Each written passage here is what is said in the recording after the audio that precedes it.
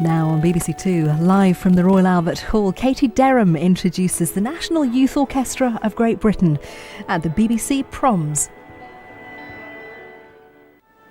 Welcome to tonight's prom. On stage are the massed forces of the National Youth Orchestra, soon to be joined tonight for the first time here at the Royal Albert Hall by their new principal conductor, Vasily Petrenko. Hello, good evening. The ages range from just 14 to 19, yet the members of the National Youth Orchestra, drawn from all over the country, belong to one of the finest musical ensembles in the country. And tonight, they're performing a mix of music that really gives them a chance to show off. There's the glittering showpiece, Concerto for Orchestra by Lutosławski, and Respighi's tone poem, Roman Festivals. But first, we're going to hear the great romantic warhorse, one of Tchaikovsky's best-loved works, his Piano Concerto No. 1 with Stephen Hough as the soloist. And one of the features we're offering on some of the TV proms is something we're calling the Maestro Cam. Tonight, if you have a red button facility on your TV handset, you'll be able to watch the conductor throughout the concert, as well as hearing an expert commentary from Matthew Rowe, whose expertise I know so well from my heady days on BBC's Maestro series last year. With me this evening, my guests are Christina Coker, Chief Executive of Youth Music, and James Murphy, Director of Communications for the National Youth Orchestra. Welcome to you both. Good evening. Christina, what are you looking forward to most about this evening? The music is absolutely fantastic. In reverse order of speaking, I've never heard a live performance of this particular piece. The Lutosławski, great for me.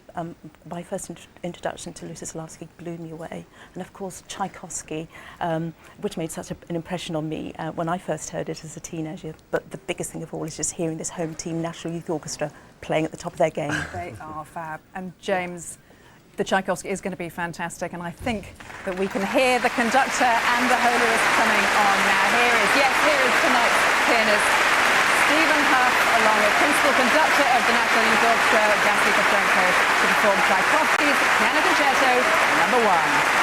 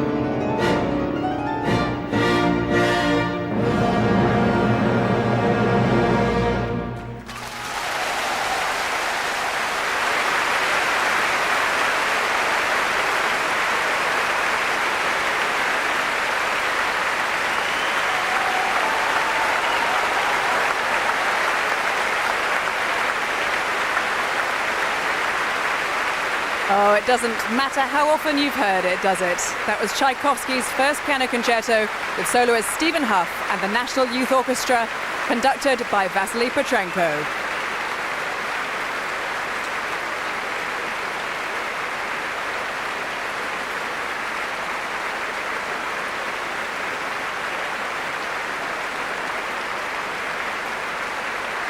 All of Tchaikovsky's works for piano and orchestra are being played by Stephen this season. That's a first for the Proms. You may have seen him on the first night when he played the third piano concerto. This is when he's played the second as well.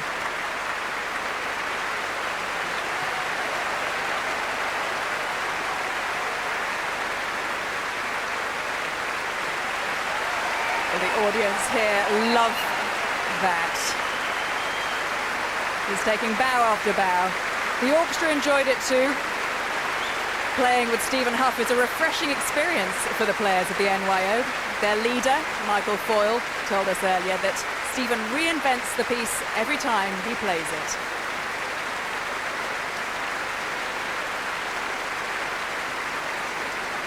The talented young people of the National Youth Orchestra taking their seats there, having received a well-deserved round of applause from this very happy audience.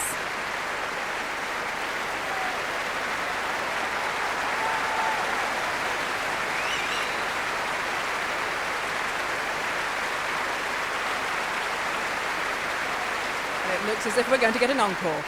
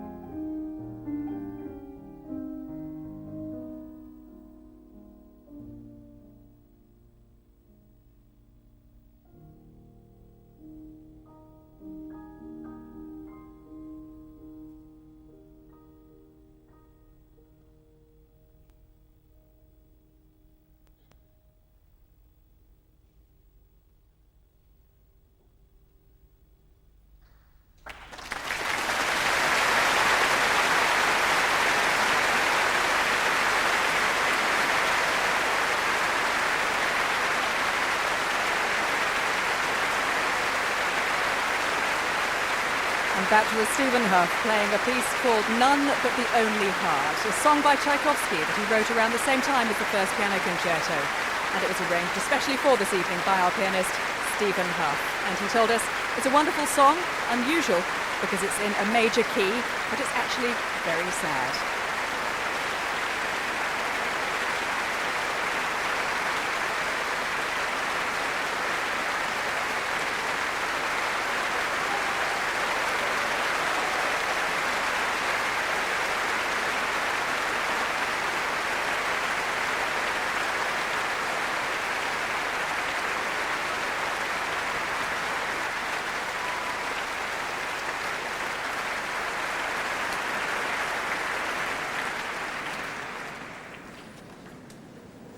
Well, it's the interval now, and with me still are Christina Coker and James Murphy. Well, what a performance, and then an added bonus of that encore there. Absolutely charming, wasn't it? Really, really sort of poignant and sweet. But the first piano concerto, I thought that was a very intense, passionate, Oh, it's a and massive, rattling, beefy, sirloin, supercharged performance from Stephen. But what's amazing about this concerto is Tchaikovsky really conceived it on a symphonic scale, so the young members of the orchestra get a chance to share the limelight and really hold their own alongside his amazing virtuosity. And Christina, I really thought they did, didn't they? Particularly the woodwind section, the solos from the oboes and the flute, absolutely beautiful. Yes, and also let's hear it for the cellist too. Beautiful, beautiful sound. One of the things that occurred to me when I was listening to it was just how infamous some of the challenges around the piano part are. I thought Stephen really captured the sort of heroic but poetic qualities of the whole concerto, but I don't think he quite put to bed some of those infamous challenges, but that didn't distract from I think from those the whole avalanches of performances. sound, though, in the last movement, there's that bit when Stephen races down the piano, then Claire, the principal flute, she follows after them, and all the strings, and it's so precise. It's very exciting. Yeah. It is very exciting, and the second movement was just exquisite, wasn't it? Absolutely beautifully pitched, the whole thing. But I thought the NYO, I mean, they played like a first-class band. I have been privileged enough to spend 2 weeks listening to them cultivate that piece, and it still amazes me tonight that actually these are very ordinary teenagers who just happen to have this exceptional craft. And I hope if there are young instrumentalists watching that they feel tonight that could be them, they could be on that stage, it could happen. Now we must talk about their new principal conductor, Vasily Petrenko. It's the first time they performed here at the Royal Albert Hall with him. And, well, I thought that was a masterful performance from him. Very interesting to see him. Of course, I'm slightly obsessed with conductors after my experience last year on my show, so I have to confess I was watching him very, very closely. But so expressive and clearly taking them very seriously, but not himself too seriously. And I just thought it came across very, very well. It's brilliant having a really young, energetic conductor conducting a youth orchestra. In fact, a few days ago he was playing football with the orchestra, and in his little shorts and his Liverpool strip, he looks almost as young as them. But certainly on the podium, he brings a lot of attention to detail. He really excavates the piece, and also a real fresh perspective. So all the time he's trying to find things from the modern world that will really resound with the young people. So, for example, when talking about the Lutoslawski, he was talking about aliens. Listen out for those in the second half. We will. But also wonderful to hear the Tchaikovsky conducted by a Russian born in St. Petersburg, and he does bring something to it, I think. He does, and I think it's this the poetic quality, and he really brought out the masterful bits at the beginning and the real heroic bits, but also, like you, the middle movement was just absolutely exquisite, and I could almost see ballet movements there.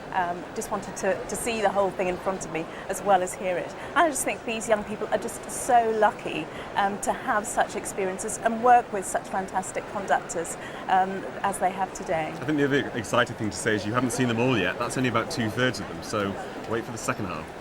I know, the stage is going to be packed after this interval. Indeed. It certainly is. But listen, now I think we can turn to Susie Klein, who's backstage. Thanks very much indeed, Katie. Yes, I'm delighted to be here with Stephen Huff. Stephen, thank you so much for joining us straight off the stage. Thanks, nice to see you again, Susie. Absolutely lovely. We met on the first night. We did. When you were just embarking on your Tchaikovsky Proms Yeah. Odyssey. And you're sort of 3/4 of the way there. You've done the piano concertos, concert fantasia still to go. That's right. It's a great opportunity to be able to present all these works in a single festival, isn't it? Well, it's wonderful for me. I hope it is for people listening as well. It's just so interesting with Tchaikovsky. The piece I've just played is one of the most popular pieces in the entire classical music repertoire, and yet some of the other pieces I'm playing are barely heard. In fact, almost no orchestras have played them that I've worked with. So it's really opposite ends of the spectrum, which is fascinating. It's quite a fearsome challenge in a way to take on something as unbelievably well known as Tchaik 1. I mean, how do you take on a piece like that and make it feel like it's a fresh, brand new work? Well, because I work very hard at everything I play, because I have to, this is no more familiar to me than number 2 was, because I've actually worked on this as many hours as I have number 2. So I don't really see it like that. I just see it as another great piece to play. The fact that it has been played a lot, I suppose, lingers at the back of your mind in some sort of way. But basically, I didn't listen to a lot of recordings when I was preparing this piece a few years ago. And I've listened to some over the years, of course. But I think it's just a matter of feeling whether you have a vision with the piece to carry forth. I didn't learn the piece when I was a student because I didn't know really what I wanted to do with it. And I was teaching a class once with someone playing this, and suddenly I thought, gosh, this is an amazing piece. I really want to play this piece now. I've got all sorts of ideas about it. So that's when I started learning it and playing it. It was about 5 years ago. One of the things that strikes me about pretty much every Tchaikovsky piece, in fact, particularly your encore number, The Lonely Heart, is that beautiful balance he has of extreme melancholy that almost tips too far, and really poignant beauty and restraint, and those sort of qualities are always there, the aggression, the passion, the melancholy, the happiness. You've always got that balance with Tchaikovsky, haven't you? Yeah, you've said it perfectly. I think this is the thing about Tchaikovsky. It is this constant between the sadness of adult life and all of its tragedy, all of its mistakes, all of its passions, and the innocence of childhood and the gentleness. He was a contradiction himself. He was a very disciplined man.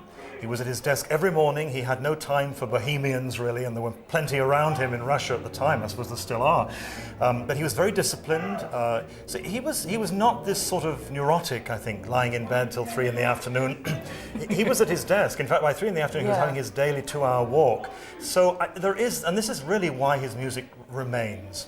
There's a lot of music that has beautiful melodies and so on, but I think it is the backbone behind Tchaikovsky, not just of his personality, but also of his musical writing. You know, it's beautifully written.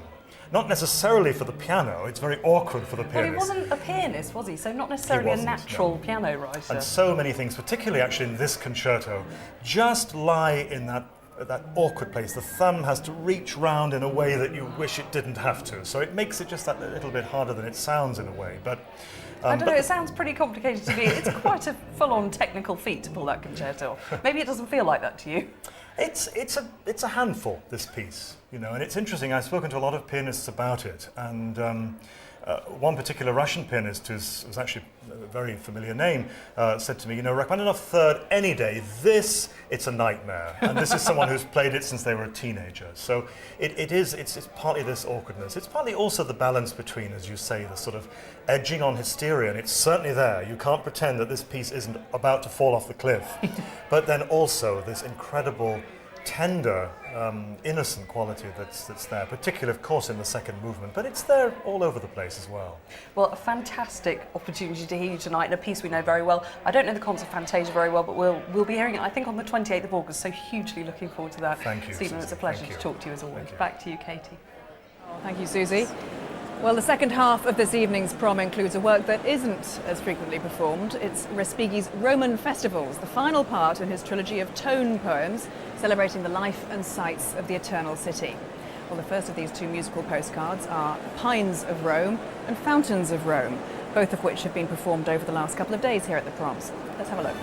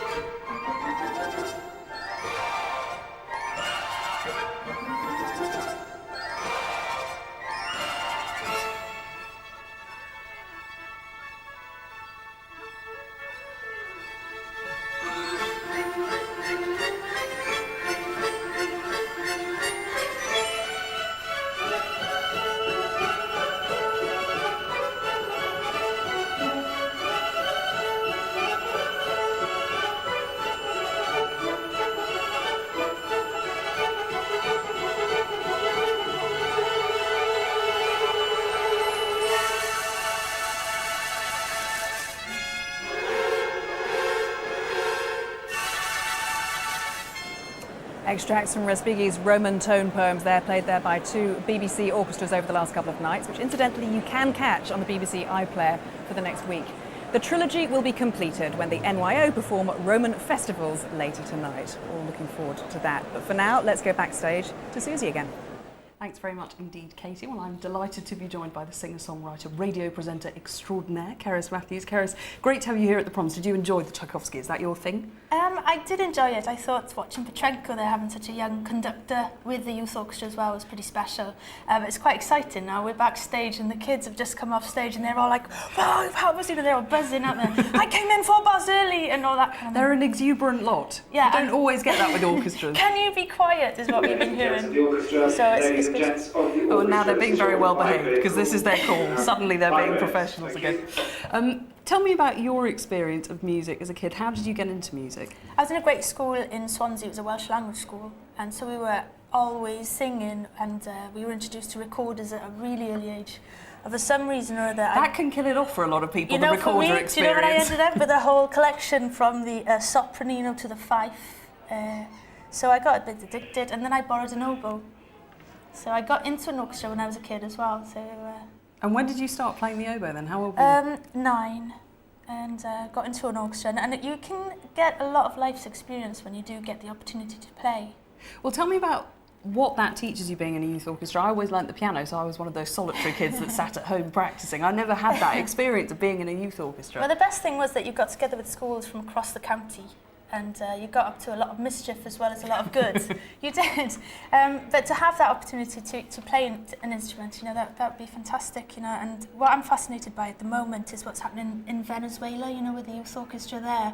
Because it seems like classical music has got this really staid image, and to wipe that away would be great, wouldn't it? And interesting that the El Sistema system from Venezuela has started transplanting itself all around the world. It's incredibly successful in Scotland and in Liverpool. They're sort of taking this idea of making music non-denominational, nothing to do with boundaries, and just putting it into people, you know, putting instruments into kids' hands, and that's obviously the way forward. Well, let's talk to James Murphy now, who's there upstairs in a box watching the orchestra. He's from the National Youth Orchestra, and he's saying they're beginning to play outside of the normal areas, like playing in the Roundhouse in Camden, and maybe even, you know, taking off the tuxedo and the black tie and playing in like normal clothes.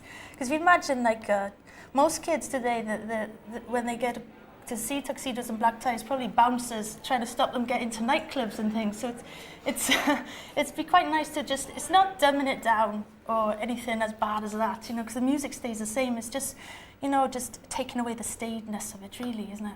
Now, we don't necessarily know you first and foremost as an oboist. Perhaps it's fairer to say Not we at know all. you as a singer. No, How no. did you make that leap from classical music to rock? Well, it came to a point where I started teaching myself guitar, and I wanted to write more. I wanted to have more freedom, you know, because that's what's quite... I'm getting more interested now in the classical side, because it seems like a performer has to find so much freedom within a small space to be characterful, you know.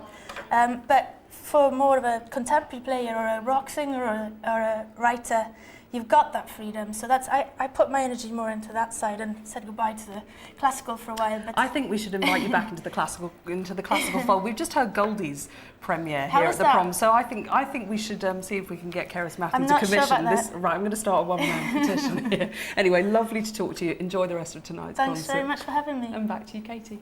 Thanks, Susie. That would be something, wouldn't it? Well, as we've heard, the National Youth Orchestra is a hugely talented band of musicians. We've still got works by Lutosławski and Respighi to look forward to. Their annual concert here, though, at the Proms is just the tip of the iceberg, the culmination of a year's worth of coaching, workshops, rehearsals and performances. Earlier this week, we joined them on their summer course and met some of the players and their new principal conductor at rehearsals.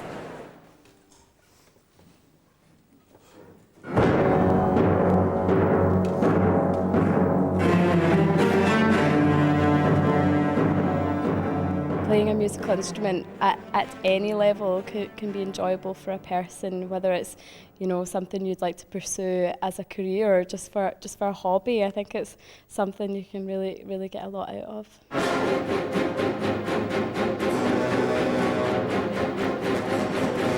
The best thing about music is the way you can express yourself to a huge range of people. I think it's challenging, but it's hugely rewarding.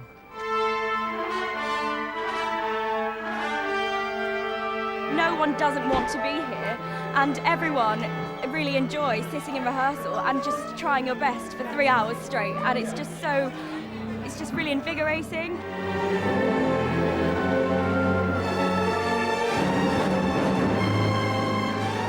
I always love performing because knowing that the audience, that you're pleasing the audience and they're having a great time listening to you, I think that's a good thing, the communication that music has as well, and not just playing for yourself but playing for other people as well.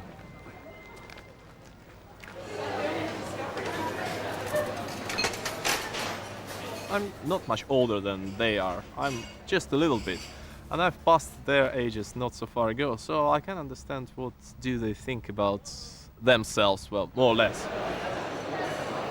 We live in a multinational world, and to know how to cope with troubles, to know how to deal with current pressure, to know how to enjoy your life, to know how to enjoy the aspects of your life which you probably would never know without belong to the classical music, you need to go for it. You just need to know about it, and you need to probably even be pushed into it, first of all.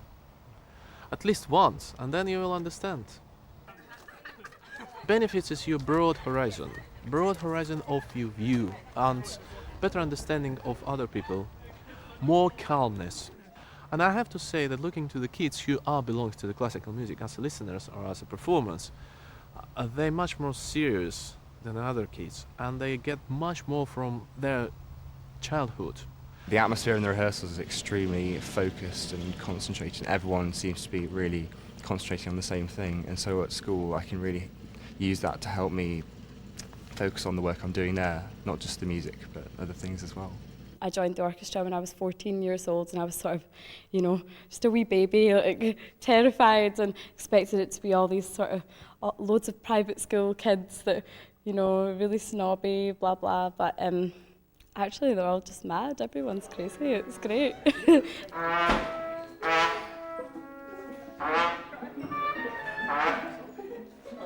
It's often the fact that lots of people don't realise how wide a subject music is. They think classical music, that's it.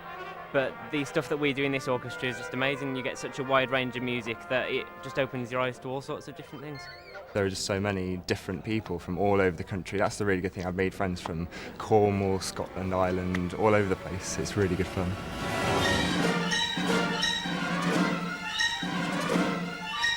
Just the real value of teamwork and sort of commitment as a group, and just, you really benefit from the sort of family, community atmosphere, and that you really get a lot out of that. That's it. That's it. That's where we are. Exactly. Yeah. Very good. Thank you very much. Sounds fantastic.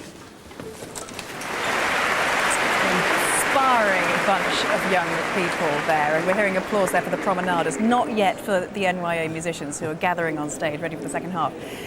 James, looking at that film, it seems to me as if we haven't got much wrong with music education in this country. You've got all those talented kids all having fun, but actually they all had to get grade 8 before they could even audition for NYA. They don't have to pass it, they have to be of that standard. And fortunately there's a lot of kids who are, but of course there's only 160 places in the MAO. The concert halls aren't big enough to take any more. But what we're really trying to do this year is kind of share our music making with other young musicians. So earlier this year in Gateshead, we had a course where we had other young people from the Northeast coming to play with our members and learn from our tutors, and also actually come on the course itself. And that's a blueprint we're really trying to take around the country everywhere we go, because let's face it, if anyone can inspire more young people to think classical music is cool and worth getting into, it's these guys.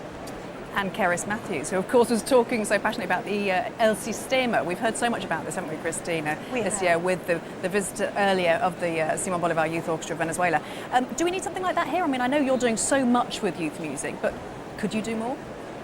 I think one of the things, just looking at what we've got here in this country, is that there's a tremendous amount going on. There's an awful lot that's said about, well, there isn't very much going on in terms of music education in schools. I think the issue is that in some schools there's an awful lot going on and some great stuff going on, but it's very much a postcode lottery. So you can end up in an area where there's not a lot going on.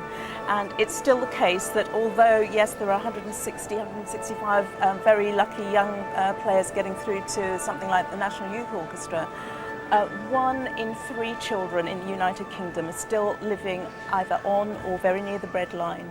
Most of those children and young people are still not getting anywhere near the sorts of opportunities that would even lead them to something like this. So I think there's still a long way to go, although there are certain things that we can actually do to make things happen. For as many children as possible to understand the joy of performing and playing. That's what we want, isn't it?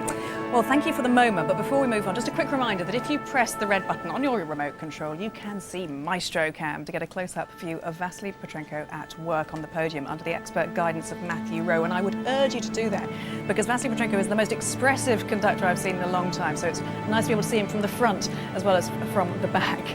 Well, for more information about this prom and indeed the whole season, you can go to the Proms on the BBC website. That's bbc.co.uk/proms.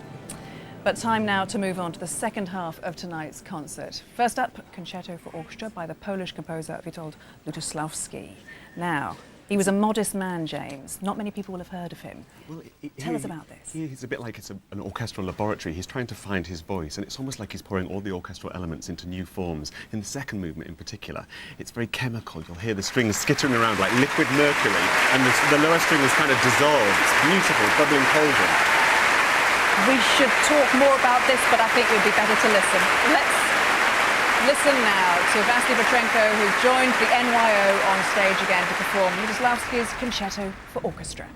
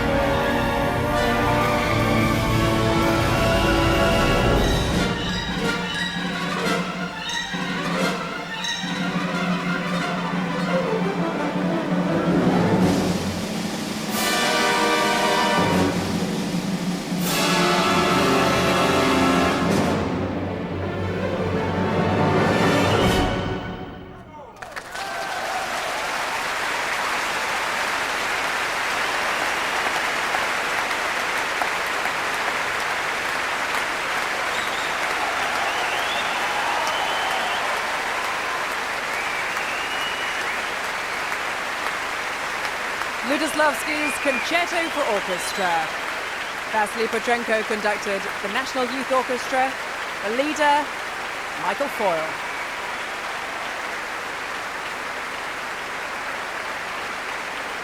That was the first of two orchestral blockbusters for the NYO tonight, and didn't they pull it off under their new principal conductor. Talking to Vasily Petrenko earlier today, he told us what a joy and pleasure it was to work with the NYO. Whatever I asked them to do, he said, they really go for it with total confidence and no doubts. Didn't they just?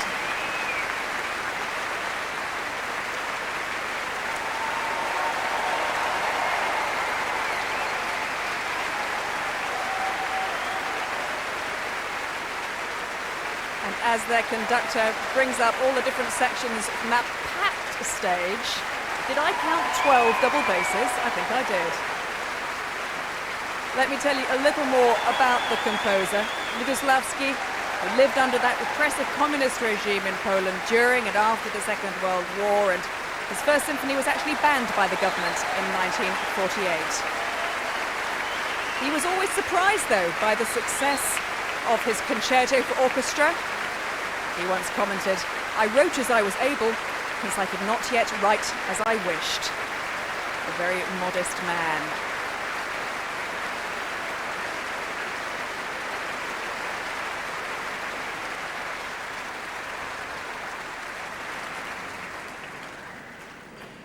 Well, how do you beat that? But a couple of minutes now while the stage is being reset before the final piece in tonight's concert. It's not over yet. Respighi's Roman Festivals to come. But James, before we talk about that, that was an awesome performance from your orchestra. Thrills and spills, roller coaster ride, as you'd expect from Britain's biggest orchestra. But what really excites me are those moments of completely quiet pianissimo, like when the double basses were creeping in at the start of the last movement, and then those amazing high harmonics on the first violins. I mean, it's so tender and just gentle. It's spine-tingling.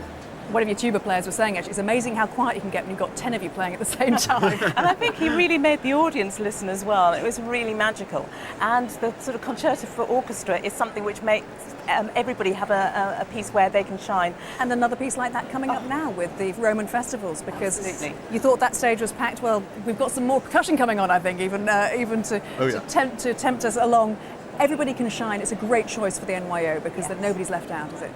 It is indeed, and some of my favourite pieces at the end of the first movement of that Lutoslavsky was when you get the flute, clarinet, oboe, horn playing together, throwing that little tune around, and it's amazing that actually Lutoslavsky turned his back on this concerto. Let's talk about the Respighi, James. Tell us a bit about the man, the composer. Well, basically, some people think he's a bit old-fashioned because in the 20s, writing these big pictorial symphonic works wasn't the thing. Actually, in some ways, he was very forward-looking. I mean, in the first movement, you're going to hear the score of a Cecil B. DeMille Swords and Sandals epic, which is the kind of thing which wasn't being made for another 20 years. And then later on in the thing, listen out in the third movement for something that to me sounds just like those very swoony, sexy John Barry soundtracks to the Bond films. You can almost imagine 007 kind of swinging through the Roman Castelli in his Aston Martin. It's a lot of fun. That is something that I know Vasily Petrenko told his orchestra during rehearsal. He said, whatever you do, have fun with this, and I'm sure they will. I personally think this piece of music is the biggest party in the history of classical music, and what amazing repertoire, therefore, for young teenagers to play, to remind us they're not just amazing musicians, but they are fun, witty, cynical, mouthy, opinionated, incredibly lively people as well. And the last movement is fantastic because it's just everybody letting their hair down, and hearing their rehearsal this afternoon, we're in for a real ball. Well, I think that we're about to see the conductor come back on stage, just about to walk on now. Here he comes. Well, we've really built it up for you. I hope you enjoy it. Let's listen now to Vasily Petrenko conducting the NYO in a performance of Respighi's Roman Festivals.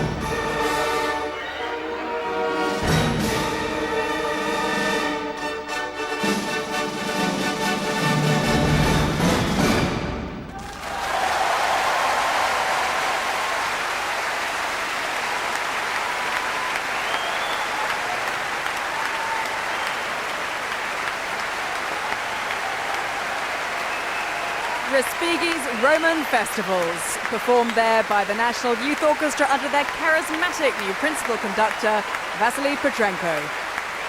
That was the first time Roman Festivals has been performed here at the Proms. It won't be the last.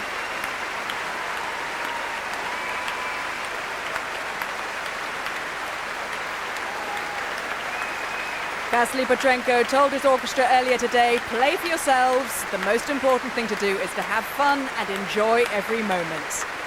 And I think they did.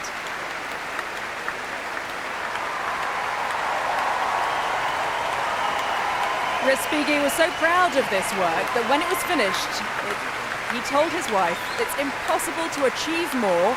I don't think I shall write any more scores of this kind.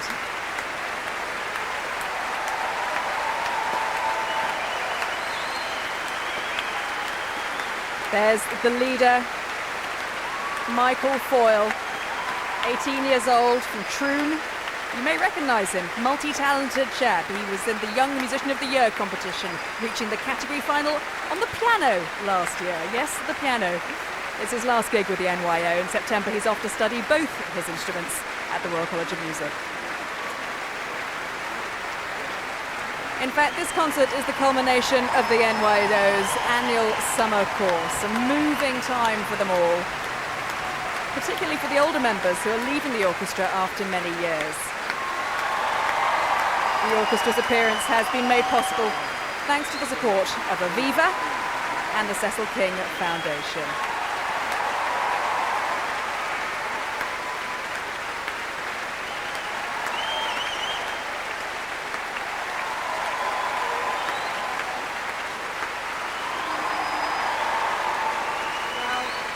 That is it for tonight. As the crowd continues to go wild for the National Youth Orchestra, time for me to remind you that all the Proms can be heard live on Radio 3. BBC Two will be back at the Proms next Saturday, as we are every Saturday throughout the Proms season, with a special concert celebrating the 250th anniversary of Handel. It will include Handelian hits such as The Arrival of the Queen of Sheba and Zadok the Priest, and arias from his opera Semele. Before then, BBC 4 will be here live at the Proms on Thursday with a performance by the BBC Scottish Symphony Orchestra conducted by Ilan Volkov with music by Ravel and Stravinsky. But until then, from me, Katie Derham, and all of us here at the Royal Albert Hall, good night.